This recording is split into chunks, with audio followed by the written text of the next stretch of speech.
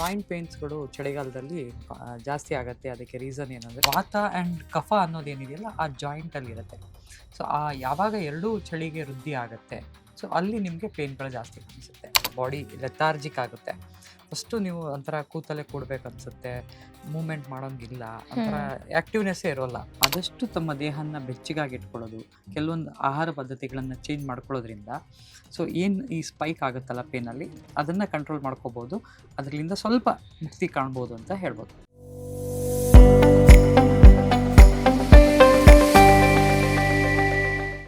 Doctor, ನಾವು ಚಳಿಗಾಲದ ಆಹಾರಗಳ ಬಗ್ಗೆ ಮಾತಾಡಿದ್ವಿ, ಹಾಗೆ ಪ್ರಕೃತಿ ಬಗ್ಗೆ ಮಾತಾಡಿದ್ವಿ. ಇನ್ನು ಚಳಿಗಾಲದಲ್ಲಿ ಕೆಲವೊಂದು ಆರೋಗ್ಯ ಸಮಸ್ಯೆಗಳು ಅಂದರೆ ಆಲ್ರೆಡಿ ಎಕ್ಸಿಸ್ಟಿಂಗ್ ಕೆಲವೊಂದು ಹೆಲ್ತ್ ಇಶ್ಯೂಸು ಅಗ್ರವೇಟ್ ಆಗುತ್ತೆ. ಫಾರ್ ಎಕ್ಸಾಂಪಲ್ ಮೂಳೆಗಳಿಗೆ ಸಂಬಂಧಿಸಿದ ಸಮಸ್ಯೆಗಳು, ಮಸಲ್ ಸ್ಟಿಫ್ನೆಸ್ ಆಗಿರ್ಬೋದು, ಅರ್ಥ್ರೈಟಿಸ್ ಆಗಿರ್ಬೋದು, ಇಂಥವು ಸ್ವಲ್ಪ ಜಾಸ್ತಿಯಾಗಿ ಕಾಡೋಕ್ಕೆ ಶುರುವಾಗುತ್ತೆ ಸರ್. ಸೊ ಈ ಸಮಯದಲ್ಲಿ ಯಾವ ರೀತಿ ನಾವು ಪ್ರಿಕಾಷನ್ಸ್ ತಗೋಬೇಕು ಅವುಗಳು ಹೆಚ್ಚಾಗದಂತೆ ತಡೆಯೋದಕ್ಕೆ ಅಂತ? ನಾನು ಆವಾಗಲೇ ಲಾಸ್ಟ್ ಇದ್ರಲ್ಲಿ ನೋಡಿದಾಗ ಈ ಜಾಯಿಂಟ್ ಪೇನ್ಸ್ಗಳು ಚಳಿಗಾಲದಲ್ಲಿ ಜಾಸ್ತಿ ಆಗುತ್ತೆ. ಅದಕ್ಕೆ ರೀಸನ್ ಏನಂದರೆ ವಾತ ವೃದ್ಧಿ ಆಗೋದು, ಕಫ ವೃದ್ಧಿ ಆಗುತ್ತೆ ಅಂತ ಹೇಳ್ತೀವಿ.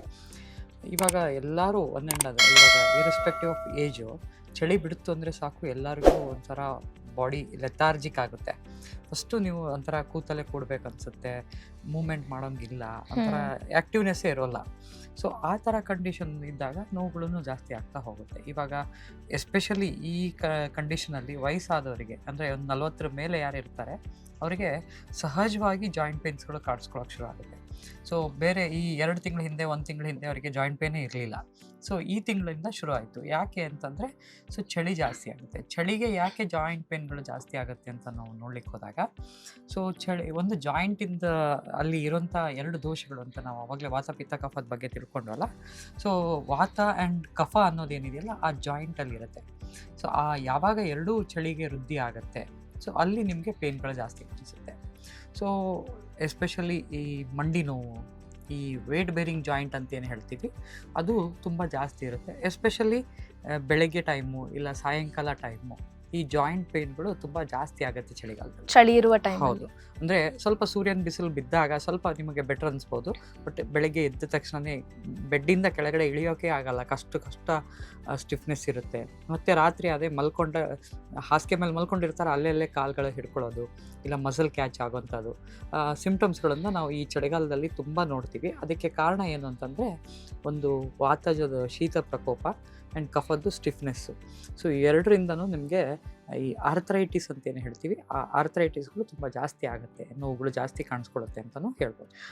ಇದ್ರ ಜೊತೆಗೆ ಸರ್, ಈಗ ಸೋರಿಯಾಸಿಸ್ನಂತಹ ಸ್ಕಿನ್ ಇಶ್ಯೂಸ್ ಕೂಡ ಹೆಚ್ಚಾಗಿ ಕಾಣಿಸ್ಕೊಳ್ಳುತ್ತೆ. ಸೊ ಅದನ್ನು ಯಾವ ರೀತಿ ಪ್ರಿವೆಂಟ್ ಮಾಡಬಹುದು ಅಂತ? ಇವಾಗ ಏನಾಗುತ್ತೆ ಅಂತಂದರೆ, ಇವಾಗ ಆ ಕೋಲ್ಡ್ನೆಸ್ಸು ಸ್ಕಿನ್ ಮೇಲೆ ಏನು ಎಫೆಕ್ಟ್ ಆಗುತ್ತೆ ಅಂತ ಮೊದಲು ತಿಳ್ಕೊಬೇಕು. ಈ ಸೋರಿಯಾಸಿಸ್ನಲ್ಲಿ ಏನಾಗಿರುತ್ತೆ ಅಂತಂದರೆ, ನಮ್ಮ ಸ್ಕಿನ್ನು ತುಂಬ ಡ್ರೈ ಆಗಿರುತ್ತೆ ಆ್ಯಂಡ್ ಅದ್ರ ಮೇಲೆ ಒಂಥರ ಪೌಡ್ರ್ ಫಾರ್ಮೇಷನ್ಗಳು ಜಾಸ್ತಿ ಹೊರಗಡೆ ಬರ್ತಾ ಇರುತ್ತೆ. ಸೊ ಅದಕ್ಕೆ ನಾವು ಶುಷ್ಕತಾ ಅಂತ ಹೇಳ್ತೀವಿ. ವಾತದವರಿಗೆ ವಾತದಿಂದ ಆ್ಯಂಡ್ ಕಫದಿಂದನೇ ಅದು ಜಾಸ್ತಿ ಆಗೋದು. ಸೊ ಅವು 2 ಕ್ವಾಲಿಟೀಸ್ ಏನಂದರೆ ಈ ಚಳಿಗಾಲದಲ್ಲಿ ಜಾಸ್ತಿ ಆಗುತ್ತೆ. ಅದ್ರ ಜೊತೆಗೆ ನಾವು ಕೆಲವೊಂದು ಆಹಾರ ಪದಾರ್ಥಗಳನ್ನು ನಾವು ಈ ಚಳಿಗಾಲದಲ್ಲಿ ಅಪಥ್ಯ ಮಾಡ್ಕೋತೀವಿ, ಅದರಿಂದ ಅದು ಜಾಸ್ತಿ ಆಗುತ್ತೆ. ಸೊ ಏನಾಗುತ್ತೆ ಅಂದರೆ ಡ್ರೈನೆಸ್ಸು ಸ್ಕಿನ್ ಒಳಗಡೆ ಜಾಸ್ತಿ ಆಗ್ತಾ ಹೋಗುತ್ತೆ. ಯಾವಾಗ ಸ್ಕಿನ್ನಲ್ಲಿ ಡ್ರೈನೆಸ್ ಆಗ್ತಾ ಹೋಗುತ್ತೆ, ಆ ಸೋರಿಯಾಸಿಸಲ್ಲಿ ಇರೋಂಥ ಡ್ರೈ ಏನಿದೆಯಲ್ಲ ಅದು ಜಾಸ್ತಿ ಆಗ್ತಾ ಹೋಗಿ ನಿಮ್ಗೆ ಇಚ್ಚಿಂಗ್ ಆಗುತ್ತೆ. ಇಚ್ಚಿಂಗ್ ಆದ ತಕ್ಷಣ ನಾವು ಕೆರ್ಕೊಳ್ಳೋಕೆ ಶುರು ಮಾಡ್ತೀವಿ, ಅದರಿಂದ ಮತ್ತೆ ಸೆಕೆಂಡ್ರಿ ಇನ್ಫೆಕ್ಷನ್ಸ್ಗಳಾಗುತ್ತೆ.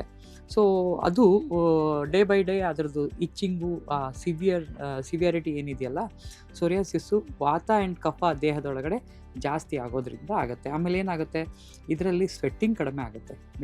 ದೇಹದಲ್ಲಿ ಸ್ವೆಟ್ಟಿಂಗ್ ಇರಲ್ಲ. ಸೊ ಅವಾಗೇನಾಗುತ್ತೆ, ಸ್ಕಿನ್ ಪೋರ್ಸ್ಗಳೆಲ್ಲ ಬ್ಲಾಕ್ ಆಗುತ್ತೆ ಆ್ಯಂಡ್ ಸ್ಕಿನ್ ಕೆಳಗಡೆ ಇರೋಂಥ ರಕ್ತ ಸಂಚಾರ ಏನಾಗುತ್ತಲ್ಲ ಅದು ವ್ಯತ್ಯಾಸ ಆಗುತ್ತೆ. ಸೊ ಅವಾಗೇನಾಗುತ್ತೆ, ಅದಕ್ಕೆ ಬೇಕಾಗಿರೋಂಥ ನ್ಯೂಟ್ರಿಯೆಂಟ್ಸು ಅಥವಾ ಮೆಡಿಸಿನ್ಸ್ಗಳು ಏನಿದೆಯಲ್ಲ ಆ ಸ್ಕಿನ್ನಿಗೆ ಪ್ರಾಪರಾಗಿ ತಲುಪಲ್ಲ. ಸೊ ಬಿಕಾಸ್ ಆಫ್ ಆ ಕೋಲ್ಡ್ ಎಕ್ಸ್ಟ್ರೀಮ್ ಇದಕ್ಕೆ. ಸೊ ಹಾಗಾಗಿನೂ ನಿಮಗೆ ಸ್ಕಿನ್ ಅಲರ್ಜಿಗಳು ಅಥವಾ ಈ ಸೋರಿಯಾಸಿಸ್ ಅಂತ ಏನು ಹೇಳ್ತೀವಲ್ಲ ಅದು ಜಾಸ್ತಿ ಆಗ್ತಾ ಹೋಗುತ್ತೆ. ಅದು ಎಸ್ಪೆಷಲಿ ಕೋಲ್ಡಲ್ಲಿರೋರು, ಒಂದು ಸ್ಕಿನ್ನು ಅಥವಾ ಸೋರಿಯಾಸಿಸ್ ಪ್ರಾಬ್ಲಮ್ ಇರೋರು ಅಥವಾ ಜಾಯಿಂಟಲ್ಲಿರೋರು ಆದಷ್ಟು ತಮ್ಮ ದೇಹನ ಬೆಚ್ಚಗಾಗಿ ಇಟ್ಕೊಳ್ಳೋದು, ಕೆಲವೊಂದು ಆಹಾರ ಪದ್ಧತಿಗಳನ್ನು ಚೇಂಜ್ ಮಾಡ್ಕೊಳ್ಳೋದ್ರಿಂದ ಸೊ ಏನು ಈ ಸ್ಪೈಕ್ ಆಗುತ್ತಲ್ಲ ಪೇನಲ್ಲಿ, ಅದನ್ನು ಕಂಟ್ರೋಲ್ ಮಾಡ್ಕೋಬೋದು. ಅದರಿಂದ ಸ್ವಲ್ಪ ಮುಕ್ತಿ ಕಾಣ್ಬೋದು ಅಂತ ಹೇಳ್ಬೋದು. ಹಾಗೆಯೇ ನೀವು ಕಳೆದ ಸಂಚಿಕೆಯಲ್ಲಿ ಹೇಳ್ತೀರಿ ಕಫ ಪ್ರಕೃತಿಯವರಿಗೆ ಈ ನೆಗಡಿ ಶೀತದಂತಹ ಸಮಸ್ಯೆಗಳು ಕಾಣಿಸ್ಕೊಳ್ಳುತ್ತೆ ವಿಂಟರಲ್ಲಿ ಅಂತ. ಎಸ್ಪೆಷಲಿ ಈ ಬೆಳಗ್ಗಿನ ಸಮಯದಲ್ಲಿ ತುಂಬ ಜನಕ್ಕೆ ಮೂಗು ಕಟ್ಕೊಳ್ಳುವಂಥದ್ದು, ಹಾಗೆ ಸಂಜೆ ಆಗ್ತಿದ್ದಂಗೆ ಸನ್ಸೆಟ್ ಆದಮೇಲೆ ಸ್ವಲ್ಪ ಈ ಸೀನುವಂಥದ್ದು ಅಥವಾ ಮೈಗ್ರೇನ್ ಟ್ರಿಗರ್ ಆಗುವಂಥದ್ದು, ಈ ರೀತಿ ಸಮಸ್ಯೆಗಳು ಕಾಣಿಸ್ಕೊಳ್ಳುತ್ತೆ. ಸೊ ಈ ಕಫ ಪ್ರಕೃತಿಯವರು ಯಾವ ರೀತಿ ಈ ಟೈಮಲ್ಲಿ ಅವರ ದಿನಚರಿಯನ್ನು ಇಟ್ಕೋಬೇಕಾಗತ್ತೆ ಅಂತ? ಇದರಲ್ಲಿ ನಾನು ಯಾವಾಗಲೇ ಹೇಳ್ದಂಗೆ ಬೆಳಗ್ಗೆ ಆ್ಯಂಡ್ ಈವ್ನಿಂಗ್ ಟೈಮಲ್ಲಿ ಅವರಿಗೆ ಜಾಸ್ತಿ ಇರುತ್ತೆ. ಯಾಕೆ ಬೆಳಗ್ಗೆ ಟೈಮಲ್ಲಿ ಜಾಸ್ತಿ ಆಗುತ್ತೆ ಅಂತಂದರೆ, ನಾವು ಈ ಕಫ ಪಿತ್ತ ಆ್ಯಂಡ್ ವಾತನ ದಿನದಲ್ಲಿ ಅದರದೇ ಆದಂಥ ಒಂದು ಪ್ರಕೋಪಾವಸ್ಥೆ ಅಂತ ಹೇಳ್ತೀವಿ. ಅಂದರೆ ಒಂದು ಟೈಮಲ್ಲಿ ಕಫ ಜಾಸ್ತಿ ಇರುತ್ತೆ ದೇಹದಲ್ಲಿ, ಒಂದು ಟೈಮಲ್ಲಿ ಪಿತ್ತ ಜಾಸ್ತಿ ಇರುತ್ತೆ, ಒಂದು ಟೈಮಲ್ಲಿ ವಾತ ಜಾಸ್ತಿ ಇರುತ್ತೆ ಅಂತ. ಈ ಬೆಳಗಿನ ಜಾವ ಅಂತೇನು ಹೇಳ್ತೀವಿ, ಈ ಸೂರ್ಯೋದಯ ಆದಮೇಲೆ 1-2 ಅವರು ಅಥವಾ ಸೂರ್ಯೋದಯಕ್ಕಿಂತ ಮುಂಚೆ, ಸೊ ಇಲ್ಲಿ ಕಫ ಜಾಸ್ತಿ ಇರುತ್ತೆ ದೇಹದಲ್ಲಿ. ಆ ಕಫ ಜಾಸ್ತಿ ಇದ್ದಾಗ ನ್ಯಾಚುರಲಿ ಕಫ ಜಾಸ್ತಿ ಆಗಿರುತ್ತೆ. ಹೊರಗಡೆ ಕ್ಲೈಮೇಟಲ್ಲಿ ಹೇಗಿರುತ್ತೆ ಅವಾಗ ಅಂದರೆ ತುಂಬ ಕೋಲ್ಡ್ ಆಗಿರುತ್ತೆ. ನೀವು ಬೆಳಗ್ಗೆ ಎದ್ದ ತಕ್ಷಣವೇ ನೋಡ್ತೀರಾ ಫಾಗ್ ಇರುತ್ತೆ. ಅಂದರೆ ಇಟ್ಸ್ ಅ ಮಾಯಿಶ್ಚರ್ಡ್ ಒಂಥರ ನಿಮಗೆ ಆ ಮುಸುಗಾಗಿರೋಂಥದ್ದು. ಅದ್ರ ಜೊತೆಗೆ ಇವಾಗ ಫಾಲನ್ ಸೀಸನ್ ಅಂತ ಹೇಳ್ತೀವಿ. ಫಾಲನ್ ಸೀಸನ್ ಅಂದರೆ ಈ ಪೊಲನ್ ಗ್ರೇನ್ಸ್ಗಳು, ಗಿಡದಿಂದ ಎಲೆಗಳು ಉದುರೋಂಥದ್ದು. ಸೊ ನೇಚರಲ್ಲಿ ಇದು ಕಾಮನ್ ಆಗಿ ಶುರುವಾಗಿರುತ್ತೆ. ಸೊ ಯಾವಾಗ ಅದು ಆ ಮಾಯಿಶ್ಚರಲ್ಲಿ ಇರುತ್ತೆ ಅಥವಾ ಈ ಫಾಗಲ್ಲಿ ಆ ಮಾಯಿಶ್ಚರ್ ಸೇರಿಕೊಂಡು ಒಳಗಡೆ ಹೋದರೆ ಅಲರ್ಜಿ ಆಗೋವಂಥ ಚಾನ್ಸಸ್ಗಳು ಜಾಸ್ತಿ ಇರುತ್ತೆ. ಇನ್ನೊಂದೇನೆಂದರೆ ಈ ಫಾಗಿ ಅಟ್ಮಾಸ್ಫಿಯರಲ್ಲಿ ನಿಮಗೆ ಬ್ಯಾಕ್ಟೀರಿಯಲ್ ಆ್ಯಕ್ಟಿವಿಟಿ ಜಾಸ್ತಿ ಇರುತ್ತೆ. ಅಂದರೆ ಬ್ಯಾಕ್ಟೀರಿಯಲ್ ಲೋಡ್ ಅಂತ ಏನು ಹೇಳ್ತೀವಲ್ಲ, ಬೇರೆ ಕಂಪ್ಯಾರಿಟಿವ್ ಸೀಸನ್ಗಿಂತ ಬೆಳಗ್ಗೆ ಟೈಮಲ್ಲಿ ಈ ಫಾಗಲ್ಲಿ ಬ್ಯಾಕ್ಟೀರಿಯಲ್ ಲೋಡ್ ಜಾಸ್ತಿ ಇರುತ್ತೆ. ಯಾರಿಗೆ ಇಮ್ಯುನಿಟಿ ಪವರ್ ಕಡಿಮೆ ಇರುತ್ತೆ ಅಥವಾ ಕಫ ಪ್ರಕೃತಿ ಜಾಸ್ತಿ ಇದ್ದು ಅವರು ಮೋರ್ ಕಫಜ ಡಿಸೀಸ್ಗಳಿಗೆ ಇರ್ತಾರೆ, ಅಂಥವರಿಗೆ ಬೇಗ ಅಫೆಕ್ಟ್ ಆಗುತ್ತೆ. ಸೊ ಅದ್ರ ಜೊತೆಗೆ ಆ ಕೋಲ್ಡಲ್ಲಿ ಇರೋದ್ರಿಂದ ದೇಹದಲ್ಲಿ ಉಸಿರಾಡೋದ್ರಿಂದ ಆ ಮ್ಯೂಕಸ್ ಕಂಟೆಂಟ್ ಏನಿರುತ್ತೆ ಅದು ಜಾಸ್ತಿ ಆಗುತ್ತೆ, ಬ್ಲಾಕ್ ಆಗುತ್ತೆ. ಆ್ಯಂಡ್ ನಾ ಆವಾಗಲೇ ಏನು ಹೇಳೋದಲ್ಲ, ಡ್ರೈನೇಜಿಂಗ್ ಸಿಸ್ಟಮ್ ಇರುತ್ತೆ. ಅಂದರೆ ನಿಮ್ಮ ಮೂಗಲ್ಲಿ ಸಿಕ್ರಿಷನ್ ಆಗೋದು ತನ್ನ ಸ್ಥಾನೇ ಲಿಕ್ವಿಡ್ ಡ್ರೈನ್ ಆಗ್ತಾ ಇರುತ್ತೆ. ಅಲ್ಲಿ ಕೆಲವೊಂದು ಡ್ರೈನಿಂಗ್ ಸಿಸ್ಟಮ್ಸ್ಗಳೇನಾಗುತ್ತೆ ಈ ಚಳಿಯಿಂದ ಸ್ವಲ್ಪ ಕನ್ಸ್ಟ್ರಿಕ್ಟ್ ಆಗಿ ಆ ಡ್ರೈನಿಂಗ್ ಸಿಸ್ಟಮ್ ಅಫೆಕ್ಟ್ ಆದಾಗ ಸೈನಸ್ ಬ್ಲಾಕು, ಅಲ್ಲಿ ಅಲರ್ಜಿ ಆಗಿ ಮ್ಯೂಕಸ್ ಫಾರ್ಮೇಷನ್ಸ್ ಜಾಸ್ತಿ ಆಗಿ ಅವರಿಗೆ ಅಗ್ರಿವೇಟ್ ಆಗೋಂಥ ಚಾನ್ಸಸ್ಗಳು ಕಫಜ ಪ್ರಕೃತಿಯವರಿಗೆ ಬೆಳಗಿನ ಟೈಮಲ್ಲಿರುತ್ತೆ. ಇನ್ನು ರಾತ್ರಿ ಆಗ್ತಾ ಹೋದಾಗ, ಸೊ ಎಸ್ಪೆಷಲಿ ಕಫಜ ವ್ಯಾಧಿಗಳು ಅಂತ ಏನು ಹೇಳ್ತೀವಿ, ನೆಗಡಿ, ಕೆಮ್ಮು ಅಥವಾ ಈ ಸ್ನೀಸಿಂಗು, ಬ್ರಾಂಕಿಯಲ್ ಅಸ್ತಮ, ಇದಕ್ಕೆ 2 ದೋಷಗಳು ಇಂಪ್ಯಾಕ್ಟ್ ಆಗುತ್ತೆ. ಒಂದು ಕಫ, ಎರಡನೇದ್ದು ವಾತ. ಸೊ ಏನು ಮಾಡುತ್ತೆ, ವಾತದ ಆಕ್ಟಿವಿಟಿ ಕಫ ಬ್ಲಾಕ್ ಮಾಡುತ್ತೆ. ಯಾಕಂದರೆ ಅದರದ್ದು ಗುಣಧರ್ಮ ಏನು ಅಂದರೆ ಸ್ನಿಗ್ಧ ಇರುತ್ತೆ, ಅಂದರೆ ಸ್ಟಿಕ್ಕಿ ಇರುತ್ತೆ, ಆ್ಯಂಡ್ ಪ್ಯಾಸೇಜ್ನ ಕ್ಲೋಸ್ ಮಾಡೋಂಥ ಕ್ಯಾರೆಕ್ಟರ್ಸ್ ಎಲ್ಲ ಇರುತ್ತೆ. ವಾತಜನ ಮೂವ್ಮೆಂಟ್ ಮಾಡೋದಕ್ಕೆ ಕಫ ಅಬ್ಸ್ಟ್ರಕ್ಟ್ ಮಾಡುತ್ತೆ. ಸೊ ಅವಾಗೇನಾಗುತ್ತೆ, ಈವ್ನಿಂಗಲ್ಲಿ ವಾತ ಜಾಸ್ತಿ ವಾತ ಯಾವಾಗಲೂ ಒಂದು ಕಡೆ ಮೂವ್ ಆಗ್ತಾನೆ ಇರಬೇಕು ಅದು ದೇಹದಲ್ಲಿ, ಒಂದು ಕಡೆ ಅಕ್ಯುಮುಲೇಟ್ ಆಗಬಾರ್ದು. ಸೊ ಒಂದು ಕಡೆ ಅಕ್ಯುಮುಲೇಟ್ ಆಗೋಕ್ಕೆ ಶುರು ಆಯ್ತು ಅಂದರೆ ಅದು ವಾತಜ ಅಬ್ನಾರ್ಮಲ್ ಮಾಡೋಕ್ಕೆ ಶುರು ಮಾಡುತ್ತೆ. ಕಫದಿಂದ ಅದು ಅಕ್ಯುಮುಲೇಟ್ ಆಗುತ್ತೆ. ಕಫದಿಂದ ಏನಾಗುತ್ತೆ, ವಾತನ ಮೂವ್ಮೆಂಟ್ ಮಾಡೋದಕ್ಕೆ ಬಿಡಲ್ಲ. ಈವ್ನಿಂಗ್ ಟೈಮು ವಾತ ಜಾಸ್ತಿ ಆಗುವಂಥ ಟೈಮು. ಆವಾಗ ಕೋಲ್ಡ್ ಇದ್ದಾಗ ಕಫ ಆಲ್ರೆಡಿ ಬ್ಲಾಕ್ ಆಗಿರುತ್ತೆ, ವಾತಜನೂ ಆಯಿತು ಅಂತಂದರೆ 2 ಕಫಜ ವಾತಜ ಸ್ಥಾನನ ಅಬ್ಸ್ಟ್ರಕ್ಟ್ ಮಾಡುತ್ತೆ. ಸೊ ಈಗ ನಾವು ಉಸಿರಾಡೋದಕ್ಕೆ ಪ್ರಾಣವಾಯು ಅಂತ ಹೇಳ್ತೀವಿ.